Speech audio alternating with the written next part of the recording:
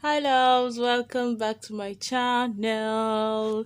This video is going to be how to make this box braid cornrow, butterfly braid design for box braid. You understand what I mean? And the sweetest thing about this video is I have included by the side on the top right hand corner like a sketch illustration of what I am doing, so that if you get confused at any point with where I am at the hair, you can look on the right hand side and just that drawing depicts everything that is going on the hair.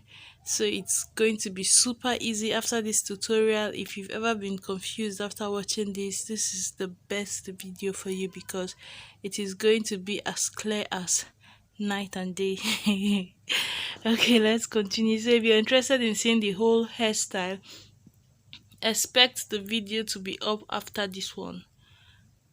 Yeah, after this one. So happy birthday, Izzy. Thank you for allowing me to make this on your hair. May God bless you with many more beautiful, amazing years.